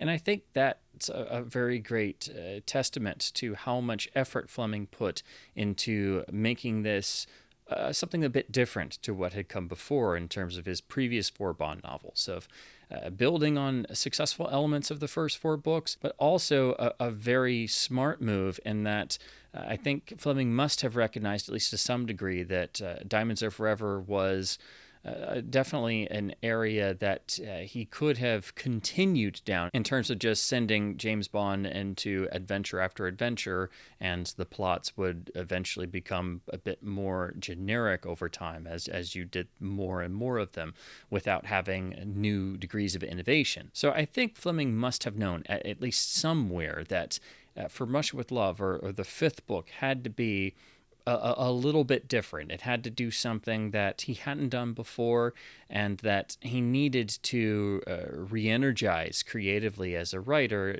just to at least some degree, to keep the series fresh and exciting, and to move his creation into new territory. Also, his growth as a writer in confidence alone is extreme, as the move of opening the book and keeping your lead character out of the book for a significant portion of the page count, to say that's a ballsy move is an understatement. And it means your writing has to be even better, because you have to hold the audience's interest, who came there for a James Bond experience and technically has to wait for the first third of the book to be over to get there. We do get more details about Bond's home life, the inner workings of the Secret Service, but the real draw of the book is, of course, all of the details Fleming writes about in terms of the inner workings of Smersh, the development of the conspiracy plot, the incredible background and story created for Red Grant as essentially a mad dog serial killer, if there ever was one, the details about Rosa Klebb and the workings of the Soviet intelligence command, and the characterization of Tatiana Romanova as another one of Fleming's great heroines, and how the audience is immediately made to care for this girl, and knowing that she is being swept up into something that is far more convoluted and dangerous than she's led to believe.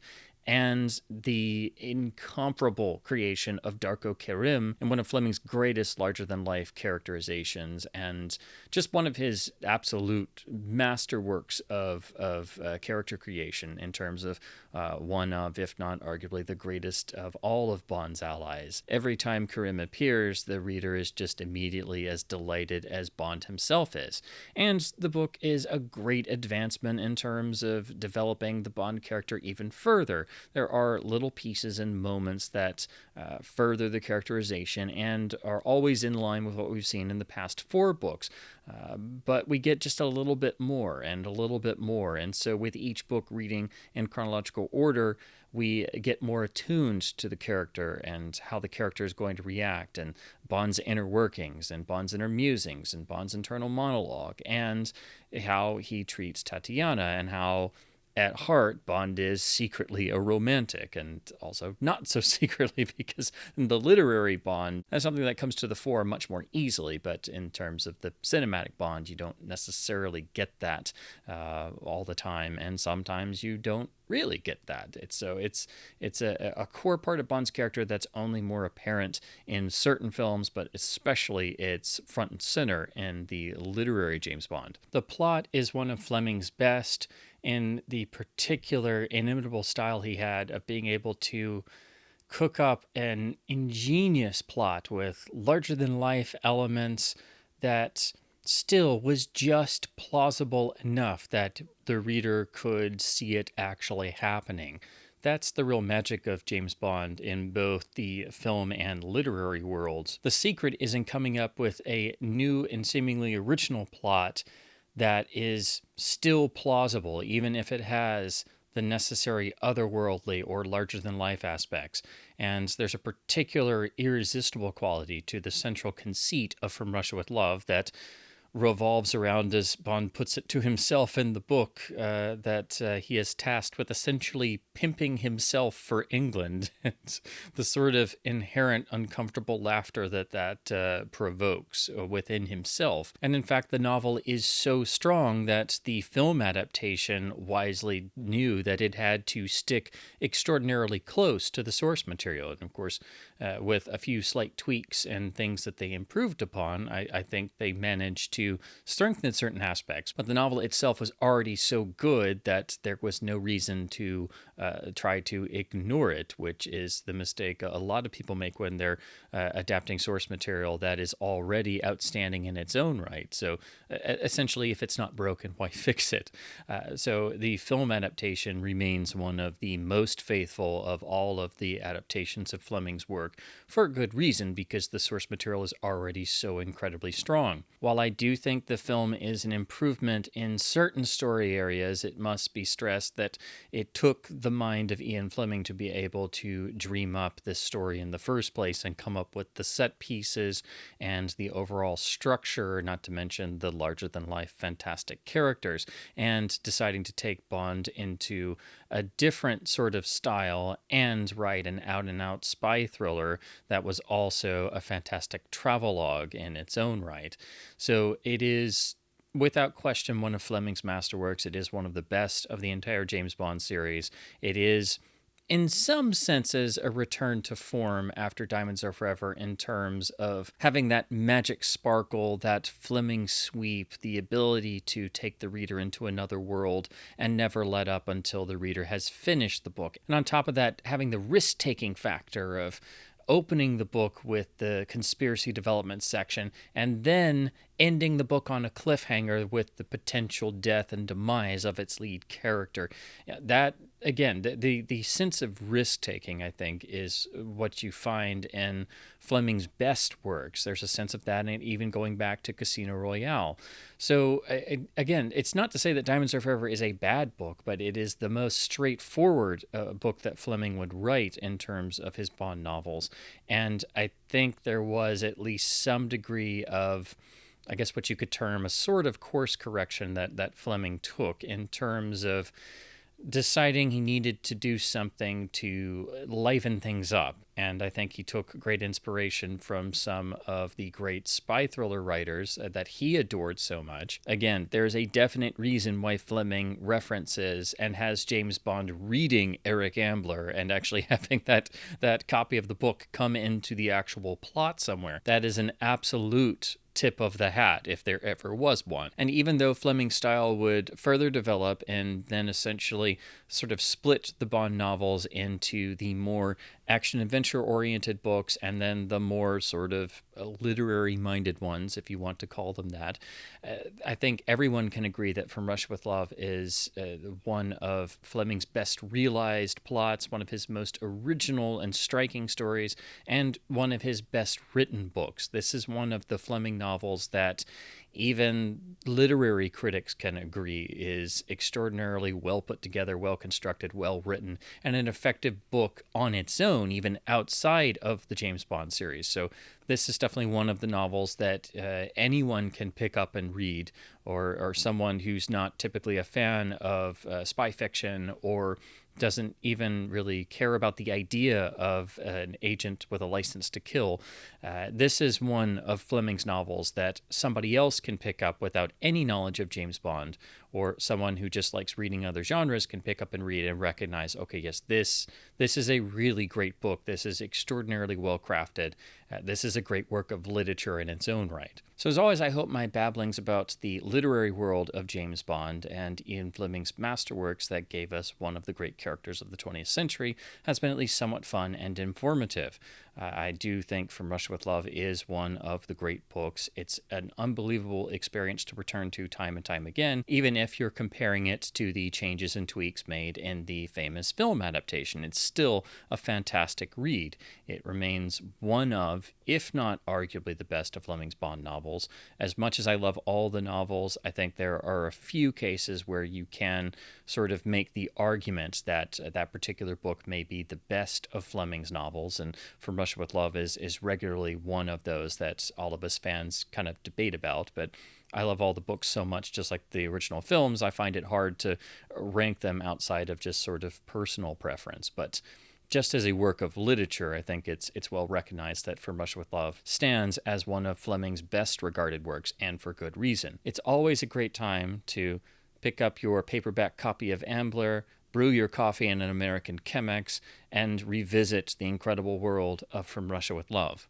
So as always, please do keep supporting your local independent bookstores by hopefully being able to pick up some lovely vintage Fleming editions. Keep the James Bond flag flying, keep reading the literary Bond adventures, keep bonding, and as always, thank you ever so much for watching. It may not be the best of ideas to book your Istanbul trip and also return trip aboard the Orient Express during the cycles of the full moon.